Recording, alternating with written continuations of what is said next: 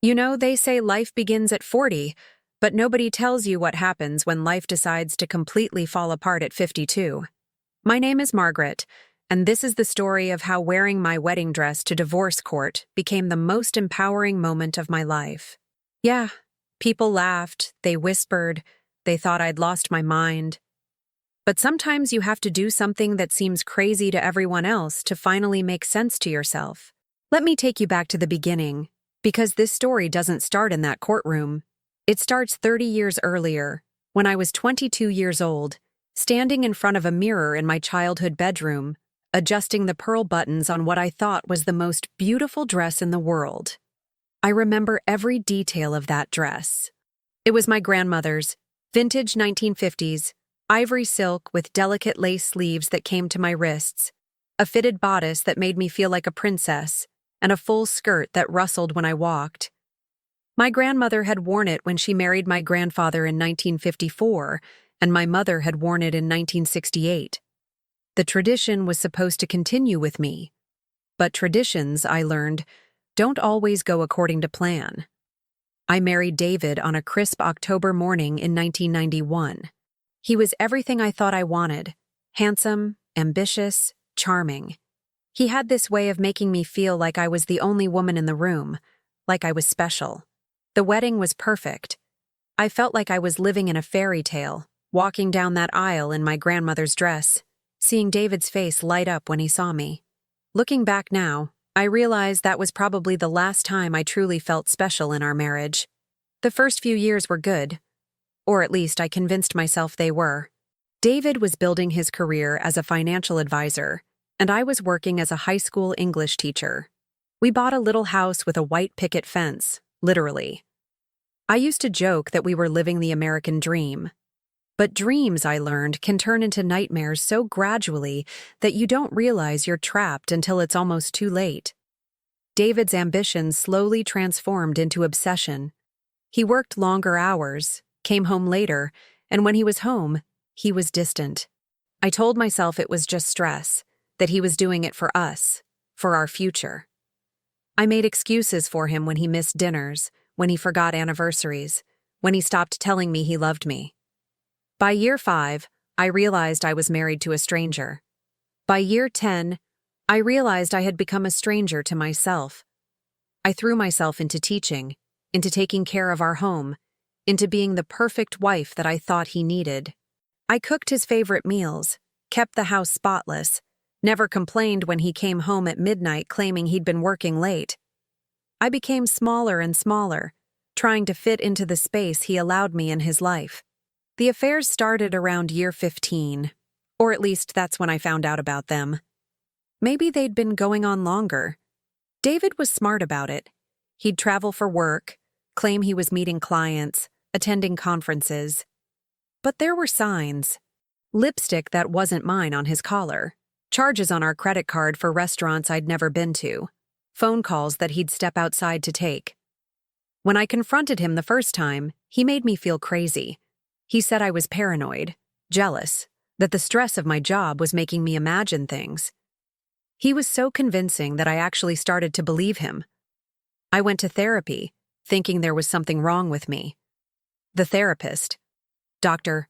Sarah Chen, was the first person in years who made me feel heard. "Margaret," she said during one of our sessions, "you're not losing your mind. You're losing yourself." But even knowing that, I stayed. Why? Because I was terrified. Terrified of being alone, of starting over, of admitting that I'd wasted 15 years of my life. Terrified of disappointing my parents, who still asked about David like he was the son they'd never had. Terrified of being a divorced woman in a small town where everyone knew everyone's business. So I endured. For 15 more years, I endured. I watched David become more successful, more confident, more indifferent to me. I watched myself become more invisible, more bitter, more lost. We lived like roommates who happened to share a last name. We attended social functions together, smiled for photos, played the part of the happy couple. But behind closed doors, we barely spoke. The breaking point came on our 29th wedding anniversary. I had planned a special dinner, worn a new dress, even gotten my hair done. I waited for him until midnight. He never came home. The next morning, I found him asleep on the couch in his office, still in his clothes from the night before. When I asked where he'd been, he looked at me like I was bothering him with something trivial. "I was working, Margaret. Some of us have important things to do." That's when I saw it, a text message on his phone that had lit up on the coffee table. "Last night was amazing. Can't wait to see you again. Jessica." Jessica. I knew Jessica. She was 28 years old, worked at his firm, had been to our house for company parties. She had called me Mrs. Patterson and complimented my cooking. She was young enough to be our daughter. I didn't scream. I didn't cry. I didn't throw anything. I just stood there, looking at this man I'd spent 30 years of my life with, and realized I felt absolutely nothing. No anger, no sadness, no betrayal. Just emptiness. "I want a divorce," I said quietly. He didn't even look up from his coffee. "Don't be dramatic, Margaret." "I'm not being dramatic. I'm being honest. For the first time in years, I'm being completely honest." That got his attention. He looked at me then, really looked at me, and I saw something flicker across his face. Maybe it was surprise that I was finally standing up for myself. Maybe it was relief that he wouldn't have to pretend anymore. "Fine," he said, "but I'm not giving you everything. You'll get what's fair." Fair. After 30 years of being ignored, dismissed, and cheated on, he wanted to talk about fair. The divorce proceedings were brutal. David hired the most expensive lawyer in town and tried to paint me as an unstable, paranoid woman who couldn't handle the demands of being married to a successful man.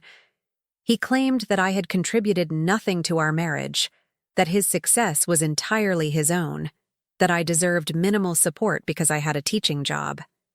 His lawyer was a shark, a woman, ironically, who seemed to take particular pleasure in destroying other women.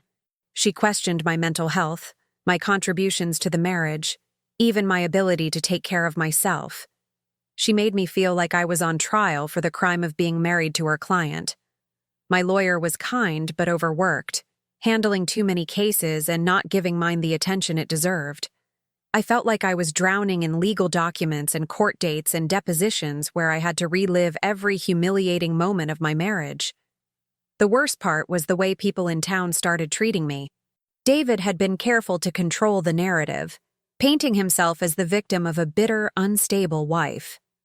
People I'd known for decades suddenly wouldn't meet my eyes at the grocery store. Former friends stopped calling. Parents of my students looked at me with pity or suspicion. I felt like I was disappearing all over again. The night before our final court hearing, I sat in my empty house. David had already moved out and taken most of the furniture, surrounded by boxes of my belongings, trying to figure out how my life had gotten so small. I was 52 years old, about to be divorced, living in a house that felt like a museum of my failed marriage. That's when I saw it, hanging in the back of my closet, my wedding dress.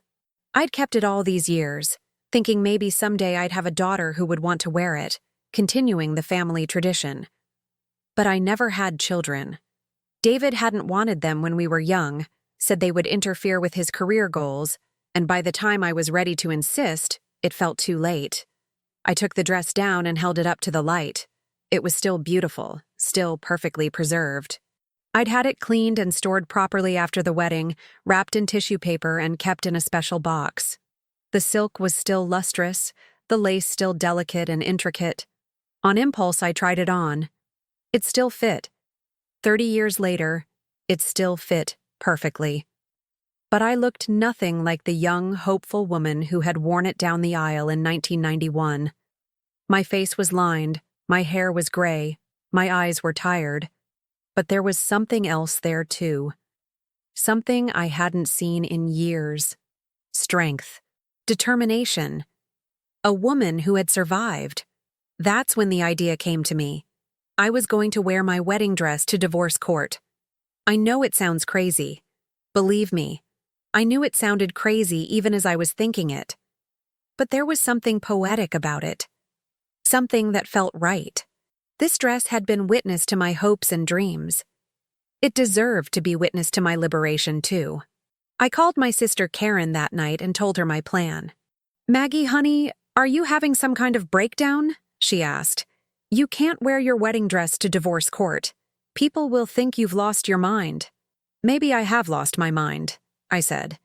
"Maybe that's exactly what I needed to do. But what will people say?" "Karen, I've spent 30 years caring about what people say. Look where it got me." She was quiet for a long moment. "Are you sure about this?" "I'm sure about this." The morning of the hearing, I got up early. I did my hair in the same style I'd worn to my wedding. Not because I was trying to recreate that day, but because I wanted to honor it. I put on the dress carefully, zipping it up the back the same way my mother had 30 years earlier. I looked at myself in the mirror, and for the first time in years, I liked what I saw. I drove to the courthouse with the windows down, the silk skirt spread across the passenger seat. I felt nervous, but also free, like I was finally doing something completely honest. The courthouse was busy that morning, full of people dealing with various legal matters. The moment I walked through the doors, conversations stopped. People stared. I heard whispers, saw pointing, caught snippets of conversations. "Is that a wedding dress? At divorce court? She must be having a breakdown." How embarrassing. I held my head high and walked to the family court section. My lawyer, Jennifer, was waiting for me, and her jaw literally dropped when she saw me. "Margaret, what? Why are you wearing—" "It's my wedding dress," I said simply. "And today feels like the right day to wear it." She looked like she wanted to argue, but something in my expression must have stopped her. "Okay," she said. "Okay, if this is what you want to do, then we'll do it." David was already there with his lawyer. When he saw me, his face went through about 6 different expressions: confusion, embarrassment, anger, and something that might have been fear. His lawyer, the shark, looked like she smelled blood in the water. "Your Honor," she said to the judge before we'd even started, "I think the defendant's choice of attire speaks to her mental state and fitness to make rational decisions about this divorce settlement." Ansai, the judge, a woman in her 60s named Judge Rebecca Martinez, looked at me over her glasses. I expected to see mockery, or pity, or confusion. Instead, I saw something that looked like curiosity. "Ms. Patterson," she said, "you're wearing what appears to be a wedding dress to divorce proceedings. Can you explain why?" I stood up. My hands were shaking, but my voice was steady. "Your Honor, this dress has been in my family for 3 generations. My grandmother wore it, my mother wore it, and I wore it when I married David 30 years ago. That day, I made promises to love, honor, and cherish. I kept those promises, even when they weren't returned. Even when I was ignored, dismissed, and betrayed, I kept those promises." I paused, looking around the courtroom. People were listening now, really listening. "I'm wearing this dress today because I want to honor the woman who made those promises. She deserved better than what she got. She deserved to be loved and cherished and respected. She deserved to be seen. Today, I'm finally seeing her. I'm finally honoring her. And I'm finally setting her free." The courtroom was completely silent. Even David's lawyer had stopped shuffling through her papers. Judge Martinez leaned forward. "Ms. Patterson, in 30 years of family court, I have never heard a more eloquent explanation of what marriage should be and what divorce sometimes needs to be. The court recognizes your courage in speaking your truth." Then something extraordinary happened. Judge Martinez stood up. "I'm going to take a brief recess," she announced. "Ms. Patterson, may I speak with you privately?" We went into her chambers, and she closed the door behind us. "I want you to know," she said, "that what you did out there, that took incredible strength. I've seen hundreds of women come through my courtroom, many of them after years of being diminished and dismissed. Most of them are so beaten down by the time they get to me that they can barely speak up for themselves. But you found a way to reclaim your story." She paused, looking at me carefully. I also want you to know that based on the evidence I've reviewed, your husband's attempts to minimize your contributions to the marriage and your entitlement to marital assets are not going to be successful. You gave 30 years of your life to that marriage. You supported his career, maintained his home, and endured his infidelity. The court sees you, Ms. Patterson. The court values you. When we returned to the courtroom, something had shifted. David's lawyer seemed less confident. My lawyer seemed more hopeful. And I felt powerful. The settlement that Judge Martinez awarded me was more than fair. It was just. I got half of everything. The house, the investments, the retirement accounts that David had tried to claim were solely his. I got alimony that would allow me to maintain my standard of living. Most importantly, I got my dignity back. But the most powerful moment came at the very end. As Judge Martinez was concluding the proceedings, she did something unprecedented. She stood up again, and this time she asked everyone in the courtroom to stand with her. "Ladies and gentlemen," she said, "we have witnessed something remarkable today. We have seen a woman reclaim her worth, her voice, and her future. Ms. Patterson's wedding dress may seem like an unusual choice for divorce court, but I think it's the perfect symbol of what she's accomplished here today. She honored her past while claiming her future." The entire courtroom, lawyers, clerks, other people waiting for their cases, everyone stood. Even David stood, looking sheepish and small. "Ms. Patterson," Judge Martinez continued, "you wore that dress to promise to love and honor someone else 30 years ago. Today, you've worn it to promise to love and honor yourself. I think that's the most beautiful thing I've ever seen in my courtroom." I started crying then. Not tears of sadness, but tears of relief, of gratitude, of pure joy. For the first time in decades, I felt seen. I felt valued. I felt like I mattered. After the hearing, something amazing happened. People started approaching me, women mostly, but some men too. They thanked me for my courage. They shared their own stories of feeling invisible in their marriages, of being taken for granted, of being afraid to stand up for themselves. One woman, probably in her 40s, grabbed my hand as I was leaving the courthouse. "I've been thinking about divorcing my husband for 3 years," she whispered. "But I've been too scared. Watching you today, you gave me courage. You showed me that it's possible to reclaim yourself." Another woman, elderly, touched the lace sleeve of my dress gently. "I stayed in a loveless marriage for 45 years, she said. "I'm too old to leave now, but seeing you, it gives me hope that maybe it's not too late to at least start living for myself." The story spread quickly through our small town, and then beyond. A local reporter had been in the courthouse that day and wrote an article about it. Then it got picked up by other papers. Soon, I was getting emails and letters from women all over the country who had read about the woman who wore her wedding dress to divorce court. The responses weren't all positive, of course. Some people thought I was attention-seeking, dramatic, unhinged. But for every negative comment, there were 10 positive ones. Women telling me I had inspired them to leave abusive relationships, to stand up for themselves at work, to pursue dreams they'd given up on, to value themselves more highly. I realized that by honoring my own story, I had given other women permission to honor theirs. The divorce was finalized 6 months later. I kept the house and turned David's office into an art studio, something I'd always wanted but never had the space or time for.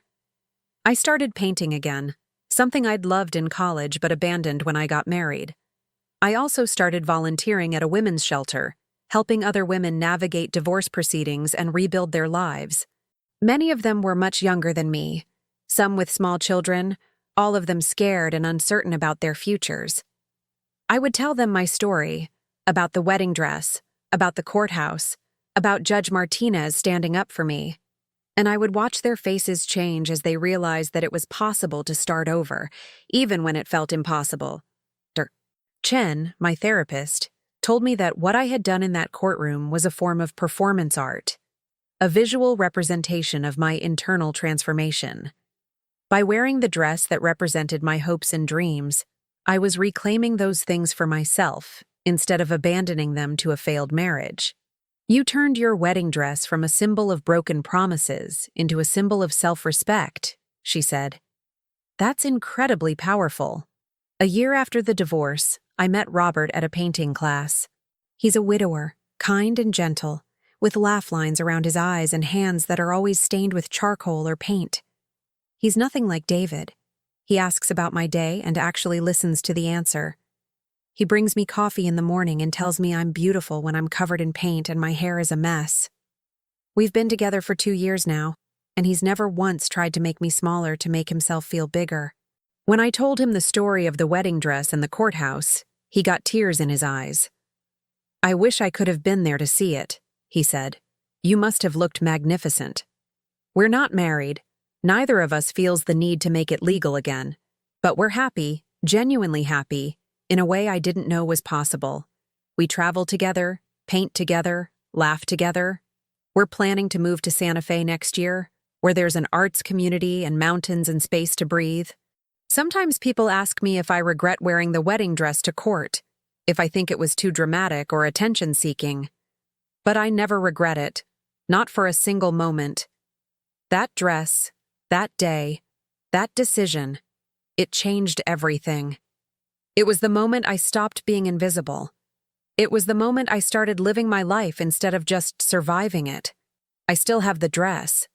It's hanging in my closet, cleaned and pressed, ready for, I don't know what.